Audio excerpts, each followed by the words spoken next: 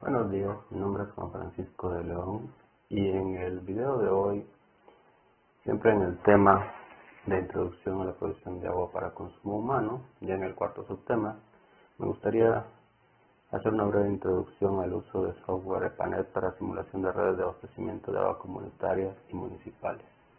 Como antes les había dicho, este software es un software libre, distribuido por la Agencia de Protección Ambiental de los Estados Unidos, la EPA. El software está traducido a varios idiomas, entre ellos el español, por lo cual es bastante fácil de descargar de la página de ellos, empezarlo a usar, trae los manuales y tutoriales en español. ¿Para qué nos va a servir este software? Se preguntarán ustedes. Bueno, pues como también en el video anterior les habíamos platicado, muchos de los sistemas comunitarios de agua que me he encontrado a lo largo de estos 5 años trabajando ahí en la zona de los Altos, en Chiapas, con Fundación Cantar Azul y con Fundación UNAM, hemos visto que muchos de esos sistemas comunitarios ya tienen cierto tiempo de operación, aproximadamente 30 años. Entonces muchos de los sistemas, si bien se construyeron en su momento y la comunidad los empezó a operar, ya requieren ampliaciones de la red, requieren recambios de piezas, etcétera. Sin embargo, es un poco complicado saber dónde está fallando si no tenemos una visión clara de la red. Entonces, este software nos sirve para eso. Nos sirve tanto para diseñar nuevas redes para futuras comunidades o barrios o ciudades, o bien nos sirve para modelar redes ya existentes e identificar lugares donde se pueda eficientizar, mejorar o hacer modificaciones. ¿Qué es EPANET? Bueno, pues es un software, un programa de computadora libre, como ya les dije, no tienen que pagar una licencia, lo descargan, lo instalan, no requiere una computadora muy cara o elaborada para correrse. De hecho, con una computadora donde uno puede hacer cosas de Word y Excel ya es suficiente para poder usar este software. En este software vemos que una red está constituida por tuberías, nudos, bombas, válvulas y depósitos de almacenamiento de embalses. Todos estos componentes se pueden modelar dentro del programa, de tal manera que el software efectúa un seguimiento de la evolución de la cantidad de agua en las tuberías, las presiones que ocurren en cada uno de los cruces o las válvulas, los niveles en los depósitos o tanques de almacenamiento, así como concentración de especies químicas presentes en el agua. Esto es de vital importancia, sobre todo cuando estamos haciendo cloración, porque de esa manera podemos saber qué cantidad de cloro hay en todo momento en cualquier punto de la red y así asegurar que tengamos el cloro suficiente para que exista cloro residual y no nos enfermemos, pero que no sea tanto como para causar rechazo en la población, que es uno de las principales razones por las que la gente no le gusta el cloro para desinfectar el agua, y tampoco que sea tanta la concentración que pueda manchar la ropa, ¿no?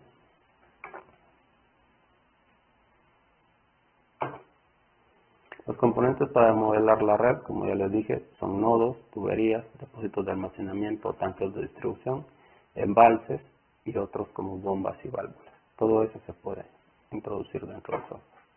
¿Qué son los nodos? Los nodos de caudal o de demanda son los puntos de la red donde confluyen las tuberías o bien sus extremos, y a través de ellos el agua entra o sale de la misma, es decir, es el lugar donde yo conecto una toma domiciliaria para hacer uso del agua.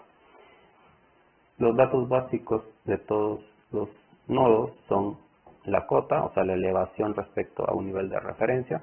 Usualmente se usa el nivel del mar, o sea, puedes entrar al Google Earth, checar dónde está tu red, con un GPS medir o tomar el punto, y entonces ahí, o con una aplicación de celular, si tienen datos también, esas alturas sobre el nivel del mar es el dato de referencia que te pide el programa.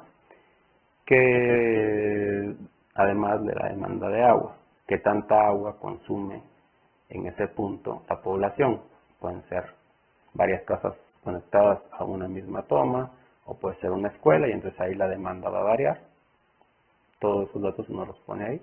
Los resultados que se obtienen son altura piezométrica o presión, la presión en sí que está llegando al nudo.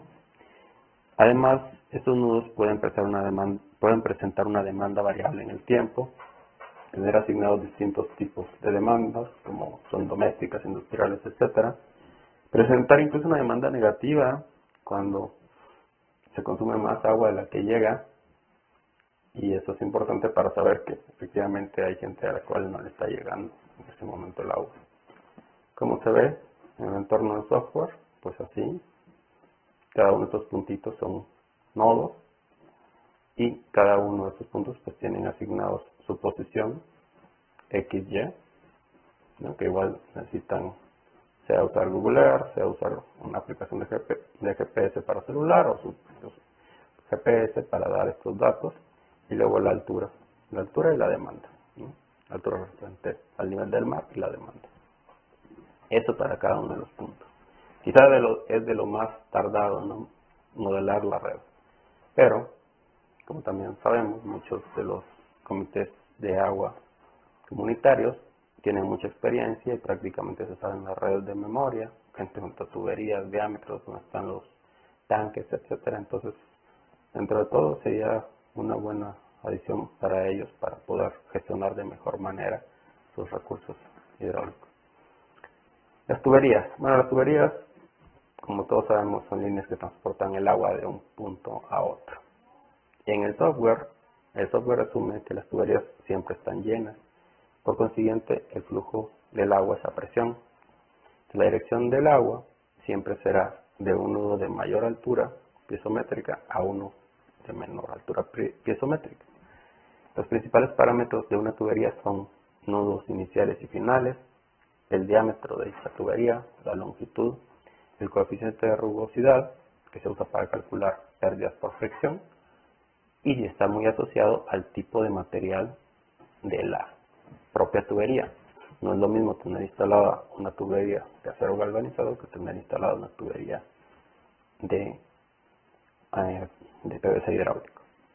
Su estado, si está abierta, cerrada o tiene una válvula de retención. Los embalses. El siguiente componente que podríamos tener es un embalse, tipo una presa o un pequeño lago o pequeña olla. Esos embalses. El software, el programa, los toma como una fuente externa de alimentación de capacidad ilimitada, ¿cierto? Entonces se usan para modelar elementos como lagos, captaciones desde ríos, acuíferos subterráneos o también puntos de entrada a otros subsistemas. Las propiedades básicas de un embalse son su altura piezométrica, que usualmente coincide con la cota de la superficie libre del agua, si esto se encuentra en la presión atmosférica, y la calidad del agua en el mismo, en caso de realizar un análisis de calidad o de capacidad de torque. Dado que un embalse actúa como un elemento de contorno, su altura o calidad de agua no se ven afectados por lo que puede ocurrir en la red. Sin embargo, su altura sí puede hacerse variar con el tiempo, asociándole una curva de modulación. Como ustedes saben, cuando echamos a andar una bomba en un acuífero, por más grande que sea el acuífero, existe lo que se llama un cono de abatimiento. Conforme tú extraes, el agua baja dentro del pozo y luego cuando tú apagas la bomba, el acuífero vuelve a llenar la parte del pozo. Entonces esto se puede modelar dentro del software. Los datos de entrada, como les platicaba, es la cota de altura de la lámina del agua, que es algo que se llama total head aquí en inglés, sin embargo en el software está en español. La elevación misma, la presión y la calidad, pues si es presión atmosférica, pues es cero. Depósitos. Los depósitos básicamente son nuestros tanques de distribución, ¿no? Son contenedores construidos o prefabricados donde el agua llega antes de su distribución a la red y a las casas. Entonces, como tal, son nudos con cierta capacidad de almacenamiento, en las cuales el volumen de agua puede variar con el tiempo durante la simulación. ¿Por qué? Porque lo estás llenando desde la fuente y conforme tú la llenas, también el agua sale hacia su consumo, entonces el agua varía dentro del depósito. Los datos de un depósito que se modelan son la cota, el diámetro o geometría, si no es cilíndrico, el nivel del agua inicial, mínimo y máximo, y la calidad inicial del agua. Para finalizar, me gustaría presentarles un pequeño ejemplo de cómo se puede modelar una red simple y a la vez qué datos obtenemos en el resultado. Entonces, en este ejemplo tenemos una fuente, que puede ser un acuífero, un manantial o un embalse. En este está conectada una bomba, la cual está conectada directamente a la red por todos estos nodos y llega a un depósito de donde regresa el agua para que la red siempre mantenga buena presión y buena cantidad de agua. ¿Sí? Entonces esa es la condición del ejemplo. Las propiedades de los nodos que se deben de introducir: nodos del 1 al 8, las alturas, en este caso 210 metros hasta 250, y la demanda, que es el consumo de agua en cada uno de los puntos. Propiedades de las tuberías, ¿no? Números de tuberías, las longitudes, los diámetros y la rugosidad que está asociada al material del cual es la tubería. ¿Qué resultados obtenemos? Ya en el entorno del software, bueno, pues obtenemos de entrada la presión en cada uno de los nodos. Esto nos permite evitar que haya sobrepresiones en la red en todo momento, porque este es un programa de análisis extendido, entonces no solo es para el momento en el que he hecho andar la bomba, sino lo puedo modelar incluso por día y así identificar los momentos en que la red se queda sin agua, puede haber sobrepresiones o succiones que puedan tronar las tuberías. Entonces todo eso me lo muestra el software, ¿no? De entrada pues se usa mucho el código de semáforos: verde es bueno, azul también y rojo es problemas, ¿no? Entonces exceso de agua, por ejemplo, para crear sobrepresiones estaría en rojo, o si tenemos más de 50 metros, por ejemplo, en alguno de los nodos, ahí me los mostraría, o en las tuberías. ¿Qué resultados obtenemos en los nodos? Bueno, altura, presión, caducidad del cloro. Podemos ver que en el nodo 5, que es el más alejado de la red, si lo vemos aquí, el nodo 5 es el más alejado de la red, pues podemos ver que ahí es donde precisamente hay menos cantidad de cloro. Siempre y cuando sea arriba del cloro residual, la población no tendrá problemas ni rechazo. No tendrá problemas de enfermarse y tampoco habrá rechazo por sentir el sabor del cloro. Sin embargo, en el nodo 2, que es después de la bomba, pues ahí es donde la concentración de cloro es más alta. Y otra vez, como les digo, esto lo podemos observar a lo largo de todo el día, cada hora o cada 30 minutos, de tal manera que podemos saber y optimizar de mejor manera en qué momento echamos, cuánto echamos a la red, etc. Resultados en las tuberías, pues igual nos muestra caducidad del cloro, pero también nos muestra velocidad y el factor de fricción y las pérdidas por el tipo de tubería. Y eso es muy importante a la hora de optimizar una red. ¿Qué obtenemos del balance de caudales en el sistema? Esto usualmente viene de los depósitos. Es la cantidad de agua que se produce o que sale del manantial. Lo tenemos aquí, eso se afora y lo ingresamos. Y luego estas curvas, si fijamos, esta es una modelación a 72 horas, es decir, a 3 días, y podemos ver que la curva de consumo es prácticamente la misma durante los 3 días. Como muchos de los comités de agua sabrán, pues donde más se usa el agua es en las primeras horas del día. Luego hay un momento en el que no hay casi consumo de agua porque la mayoría de gente está fuera con sus actividades, y luego por la tarde vuelve a haber otro consumo igual. Entonces esto nos permite, sobre todo cuando se van a hacer diseños nuevos de redes, nos permite escoger el volumen adecuado del tanque de distribución que se necesitará para alimentar esa red. La distribución del cloro, como ya les había dicho, pues igual nos la modela a lo largo del tiempo y la cantidad de miligramos por litro en cada uno de los puntos de la red. y mucho más. El software es grande, es vasto, quizás para aprender a diseñar y optimizar bien redes se requeriría un taller de una semana, quizás de 3 o 4 horas presenciales al día, intensivo, para poder diseñar bien y poder ya empezar a usarlo bien. Sin embargo, pues hay muchos tutoriales en internet, igual hay manuales que ustedes pueden consultar y los animo a introducirse a este software y a usarlo para de esa manera pues poder llevar mejores servicios de agua y saneamiento a las comunidades.